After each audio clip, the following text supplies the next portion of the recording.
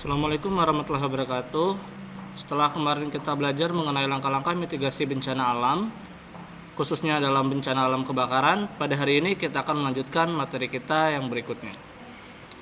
Sebelum Bapak lanjutkan materi kita berikutnya, Bapak ingin menyampaikan kisi-kisi untuk kita PTS nanti. Jangan lupa kamu pelajari bab 1, bab 2, dan bab 3, karena bab yang keluar nanti ada mengenai gejala alam biotik abiotik, langkah-langkah mitigasi, dan bentuk dan jenis zat. Jadi pelajari saja bab 1, bab 2, dan bab 3. Walaupun nanti mungkin bab 3 belum sempat kita pelajari secara langsung. Baiklah, kita lanjutkan materi kita yang kemarin.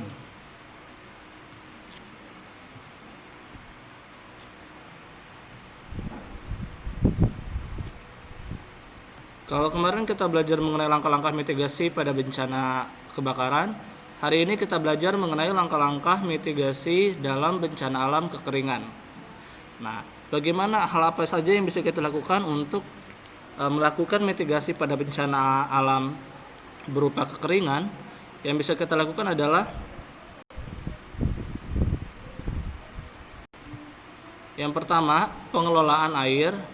Jadi ketika ada air bergelimpahan, dibuatlah sebuah semacam dam atau bendungan atau waduk, sehingga nanti ketika terjadi bencana kekeringan kita masih mempunyai cadangan air. Yang kedua, konservasi tanah. Yang ketiga, reboisasi. Reboisasi itu nanti dilakukan penanaman pohon-pohon, tujuannya untuk menahan kelembaban tanah sehingga tidak terlalu cepat menjadi mengering ketika terjadi musim panas. Kemudian melakukan pendidikan kepada masyarakat mengenai pentingnya memelihara atau menghemat air, kemudian perbaikan irigasi ataupun saluran air. Untuk bencana berikutnya kita akan mempelajari mengenai mitigasi bencana alam angin puting beliung. Yang harus diperhatikan untuk melakukan mitigasi bencana alam berupa angin puting beliung yaitu pertama, memperhatikan struktur bangunan. Struktur bangunan yang dibuat harus bangunan yang sekiranya mampu tahan dari angin puting beliung. Biasanya dibuat lubang-lubang angin berjalan sehingga rumah itu tidak menutupi jalur angin. Semisal membuat ventilasi dari berbagai macam sisi rumah sehingga angin tetap bisa bergerak ke belakang rumah. Kemudian memperhitungkan beban angin. Kira-kira di daerah wilayah kita kekuatan anginnya berapa nih? Dan kekuatan bangunan kita seperti apa, apakah bisa menahan beban angin atau tidak bisa. Jika tidak bisa, maka kita harus membuat bangunan yang lebih kokoh daripada bangunan yang sebelumnya. Kemudian reboisasi untuk penahan angin.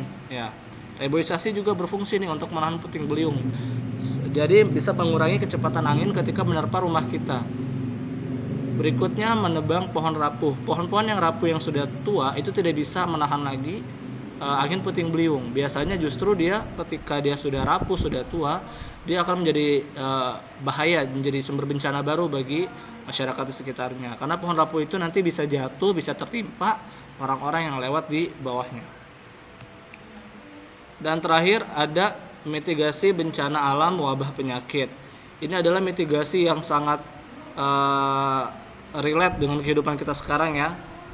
Di mana sekarang kita sedang mengalami wabah penyakit COVID-19. Apa saja yang bisa kita lakukan untuk mitigasi wabah penyakit ini? Yang pertama, sosialisasi berkesinambungan. Contohnya yang dilakukan oleh pemerintah kita sekarang, setiap sore selalu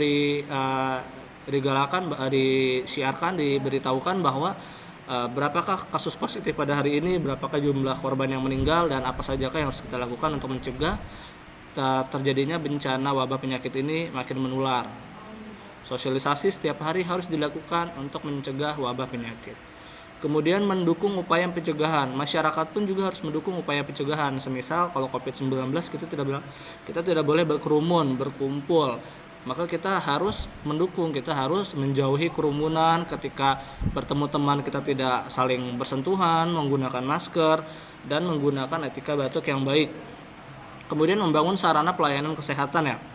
Nah, berita di hari ini terakhir Bapak lihat pelayanan kesehatan di Jakarta tuh sudah over kapasitas. Jadi kalau kita ada lagi yang terkena COVID, sudah kebingungan kita mau ditampung di mana. Nah, salah satu hal yang harus dilakukan untuk mitigasi bencana alam berupa wabah penyakit adalah kita membangun sarana pelayanan kesehatan yang memadai. Seperti contohnya Cina dulu ya. Cina membangun sebuah rumah sakit dalam waktu 7 hari, berapa lantai, karena memang kita butuh secara cepat. Kemudian penguatan pengetahuan mengenai epidemiologi, dan terakhir menyiapkan produk hukum. Apa itu menyiapkan produk hukum? Semisal gini, bagi pelanggar yang tetap berkumpul, sebaiknya pemerintah kita menyiapkan produk hukum seharusnya seperti apa nih? Karena mereka berpotensi akan menyebabkan penyebaran wabah penyakit menjadi lebih tinggi. Demikianlah materi kita untuk di bab 2 ini. Untuk materi kita yang bab ketiga, bab berikutnya kita lanjutkan di minggu depannya lagi. Bapak tutup. Assalamualaikum warahmatullahi wabarakatuh. Jangan lupa materi Bapak tadi dicatat. Santai ya.